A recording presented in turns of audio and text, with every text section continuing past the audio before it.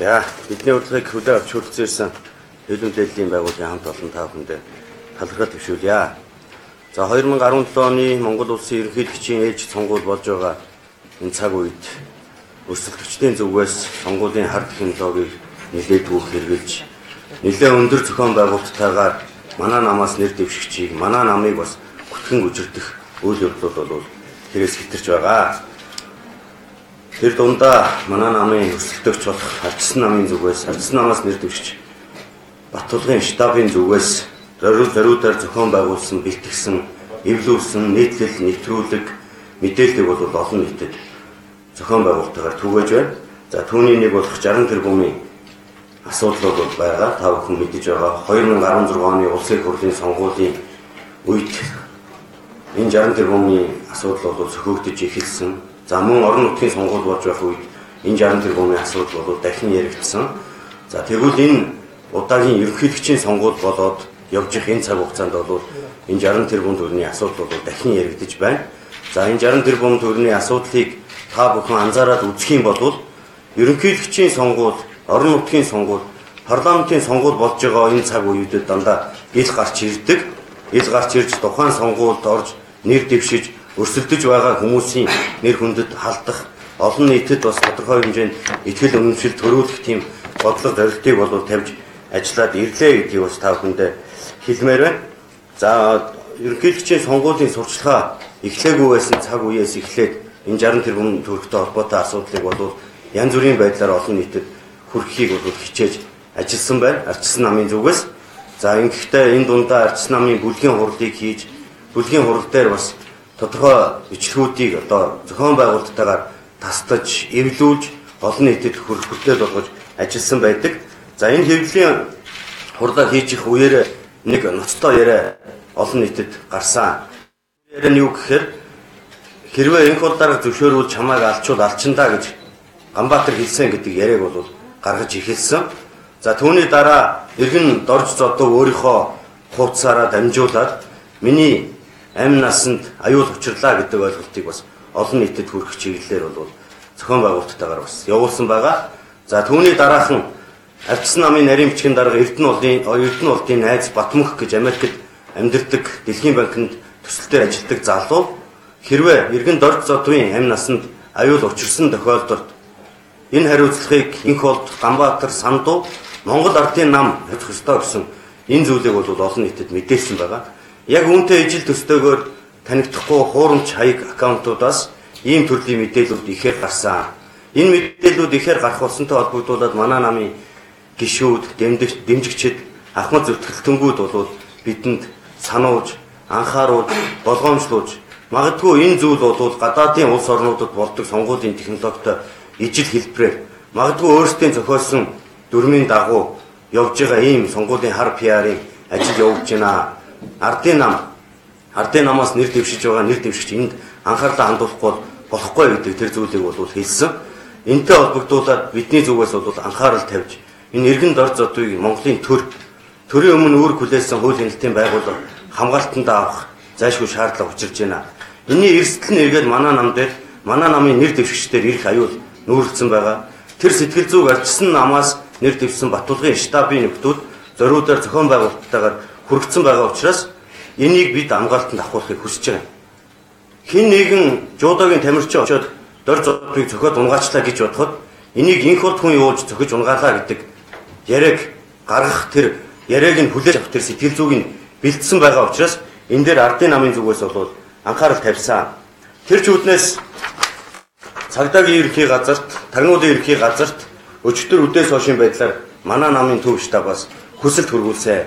Уг хүсэлттэй бол манай сонгуулийн штабт иргэдийн ирүүлж байгаа мэдээллүүдэд дүгнэлт хийж өглөөл манай намын нэр дэвшигчийн болон намын нэр хүндийг бүхлээр нь харлуулах зорилгоор зориудаар зохиомл халдлага үйлдэж болзошгүй гэж болгоомжиж байна. Иймд иргэн дор зодвыг яаралтай хамгаалтанд авахын зэрэгцээ энэ асуудлыг бүрэн дүүрэн шалгаж шийдвэрлэн бидэнд болон олон нийтэд мэдээлэхийг хүсье гэсэн штабын бичгийг хүсэлтийг бид өчигдөр үдээс хойш цагдаагийн ерхий газар, тагнуулын ерхий газар хөргүүлсэн байгаа. Энээс үүдэлтэйгээр өнөөдөр өглөө нэг байдлаар юм шиг байна. Би өглөө өөрийнхөө Facebook хуудсыг нээгээд үзэхэд сэтгүүлч мөнхөө эсгэлэн Зайсангийн наадлын оргил хотхны хажууд цагдаа нар одоо дор зодыг баривчлахаар хүрэлцэн ирсэн байна. Энд ч монголчуудаа цуглаач босё тэмцээ гэдэг уриалгыг бас гаргаад ингээд явж байхыг бол харсан. За энэтэй холбоотойгоор яг юу болж байгаа талаар бас бид цагдаас мэдээлэл авахыг хүссэн боловч одоо хүртэл бол холбогдож чадаагүй.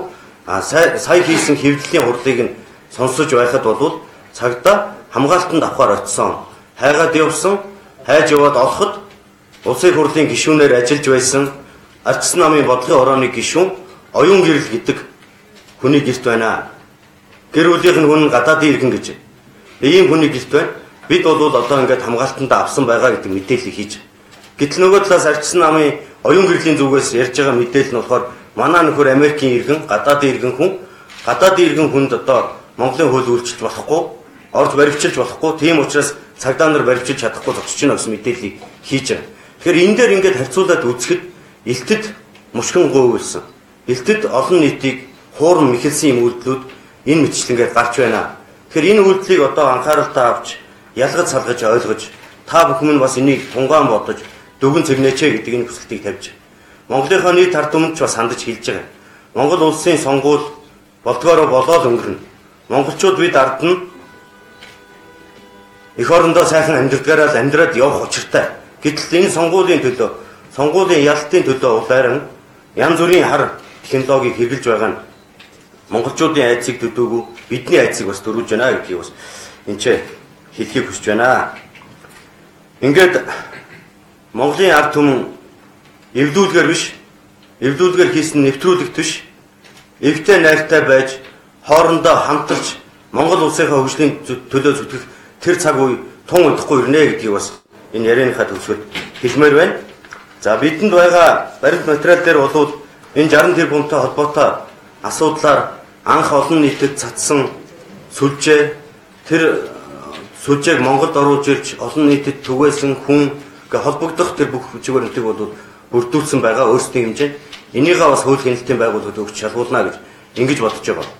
Анх энэ 60 тэрбумын бичлэгийг олон нийтэд түгээсэн хүн нь Ардчсан намын урилгаар ирж Ардчсан намд ардчлалын сур зарчмын чиглэлээр сургалт хийдэг, ажилдаг байсан нэг Английн иргэн эмэгтэй олон нийтэд хүргэсэн гэсэн энэ мэдээлэл байгаа. Тэр эмэгтэйгийн олон нийтийн сүлжээн дээр байрлуулсан материалыг улсын хурлын гишүүнээр ажиллаж байсан оюун гэрэл Монголын одоо сошиал ертөнцид түгээх үүргийг гүйцэтгэсэн гэсэн ийм мэдээлэл байгаа гэдгийг бас та бүхэндээ хэлье. Тэгээд эвдүүлгээр биш, эвтэй найртай байж Монгол улсаа үжүүлцгээе гэдгийг бас бусад хүсэлтчдэд уриалъя. Анхаарал тавьсан та бүхэнд баярлалаа.